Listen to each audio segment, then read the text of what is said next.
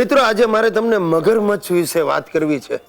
મૂળજી મગરમચ્છ મારો બોસ, બધા ખાનગીમાં એને મગરમચ્છ કહીને જ બોલાવે છે. આ મૂળજી પટાવાળા તરીકે અમારી ઓફિસમાં જોડાયો. ચાલુ નોકરીએ SSC ની પરીક્ષા આપી, ચોરી કરીને પાસ થઈ ગયો અને ચમચાગીરી કરવામાં હોશિયાર એટલે તરત ક્લાર્ક પણ બની ગયો. આખી ઓફિસની જાસૂસી કરીને બોસને કે બોસનો લાડકો થઈ ગયો ને બોસે એને PA બનાવી દીધો. કેબિનમાં બોલાવીને કહ્યું, મૂળજી, હું તારી સેવાઓની કદર કરવા માંગુ છું, હું તને પ્રમોશન આપું છું. મૂળજી રાજી થઈ ગયો કે પગાર વધારો મળશે.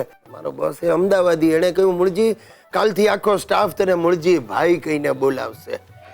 જે હોય તે, પણ આ મૂળજી બોસ બની ગયો મારા કમનસીબ એના હાથ નીચે હું જોડાયો. મૂળજી બોસની ચમચાગીરી કરે ને મારે મૂળજી ભાઈની ચમચાગીરી કરવાની. અરે તમે નહીં માનો, ગુલાબી કલરના પાટલુન ને વાદળી કલરના ખમીસ પહેરીને ઓફિસમાં આવીને મારે કહેવાનું, વાહ વાહ વાહ મૂળજી ભાઈ, પકડ લાગો છો. અને ચાલો ચા પીતી વખતે એવા તો સબડકા બોલાવે, પણ આપણે તો એની સામે સ્માઇલ જ આપવાનું. તમે નહીં માનો, એની મૂછો ચામાં પલળી જાય ને તો એ સાફ ન કરે. મને તો લાગે છે રોજ મૂછના 2-4 વાળ ચા સાથે પી જતો હશે આ મગરમચ્છ. અને પાછો મૂળજીએ વટુકમ બહાર પાડ્યો છે કે સવારે ઓફિસમાં દાખલ થાય એટલે આખા સ્ટાફે ઊભા થઈને કહેવાનું, ગુડ મોર્નિંગ મૂળજી ભાઈ. બધા એવા અકળાય છે, પણ મને જરાય વાંધો નથી આવતો. આપણે ગમ ખાઈ જવાની, હાય હા કરવાની, કારણ કે હું પરણેલો છું ને.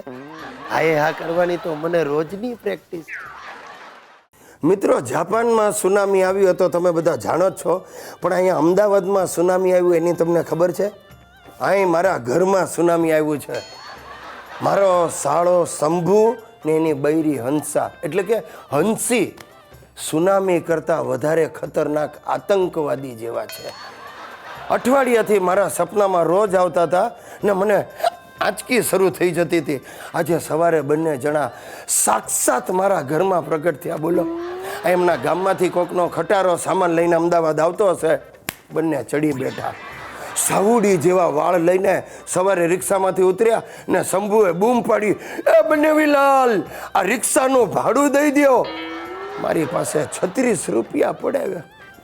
આવ્યો બનેવીલાલ, જલસામાં ને.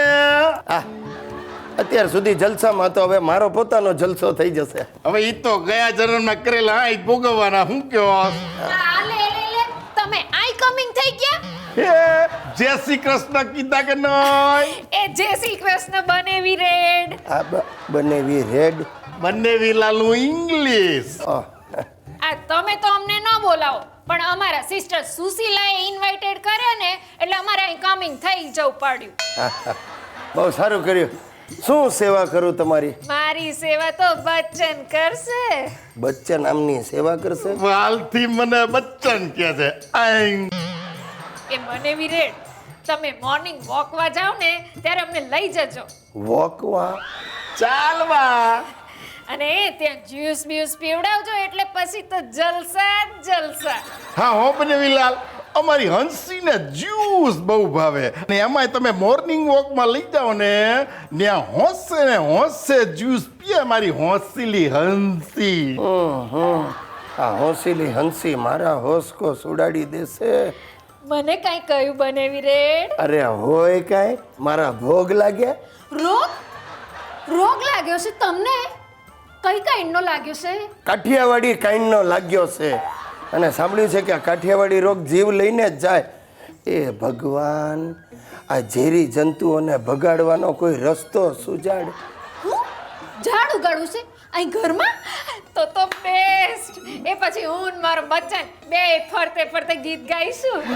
હંસા ચુમ્મા દે દે, હંસા ચુમ્મા દે દે, આઈ આઈ આઈ આઈ.